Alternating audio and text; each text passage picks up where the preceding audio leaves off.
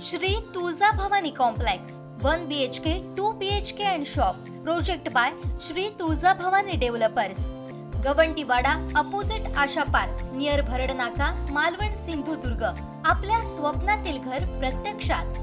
Contact details for booking 9773 71 27 27 9404 15 53 77 9969 1605 16 9404 44 80 27। राजकोटवरील Chhatrapati Shivaji Maharaj पुतळा दुर्घटनेनंतर आमदार निलेश राणे यांनी माजी आमदार वैभव नाईक यांच्यावर गंभीर आरोप केले होते। हाच मुद्दा त्यांनी आता विधानसभेत उपस्थित केलाय। पाहुयात काय म्हणालेत आमदार निलेश राणे। आजच सकाळी एका सदस्याने इथे राजकोट किल्ल्याचा उल्लेख केला।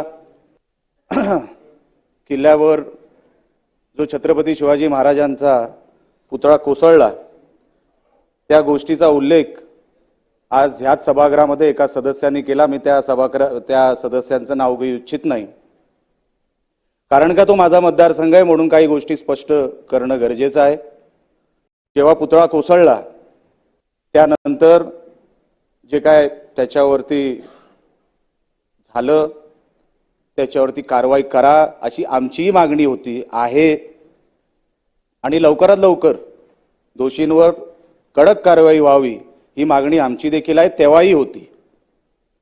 पण तेव्हा आम्ही एक आरोप केला होता, तेव्हा माझं एक म्हणणं होतं जे मी तेव्हा मांडलं होतं। तेव्हा मी या सभागृहाचा सदस्य नव्हतो, माझ्या अगोदर जे ह्या सभागृहाचे सदस्य होते आणि ह्याच मतदारसंघातले होते ते त्या स्पॉटवर 15 मिनिटात पोहोचले कसे हा मी प्रश्न उपस्थित केला होता। तो पुतळा पाडला की पडला हे आम्हालाही ऐकायचंय, आम्हालाही बघायचंय। एक आमदार कॅटेगरीचा माणूस, एक आमदार तिथे 15 मिनिटात कसा पोहोचतो हे विचारायचे नाही प्रश्न। तुम्ही सत्ताधाऱ्यांवर टीका करू शकता आणि म्हणून मी तेव्हाही मागणी केली होती की ते जे कोण आमदार होते माझ्या अगोदर या मतदारसंघातले त्यांचे CDR चेक करण्यात यावे, त्यांच्या ड्रायव्हरचे CDR चेक करण्यात यावे, त्यांच्या आजूबाजूच्या सहकाऱ्यांचे आम्ही SP ला पत्र देखील दिलं की त्यांच्यावर कडक कारवाई करण्यात यावी। कारण का छत्रपती शिवाजी महाराज आमच्या आस्थेचा विषय, आमची ओळख आहे आणि म्हणून अशा विषयामध्ये कधी तडजोड होणार नाही, करणार देखील नाही। पण असं जर कोणी जाणून बुजून केलं असेल तर त्यांच्यावर कडक कारवाई झालीच पाहिजे हे मी मागणी तेव्हाही केली होती आणि आज सभागृहाच्या माध्यमातून परत एकदा करतोय।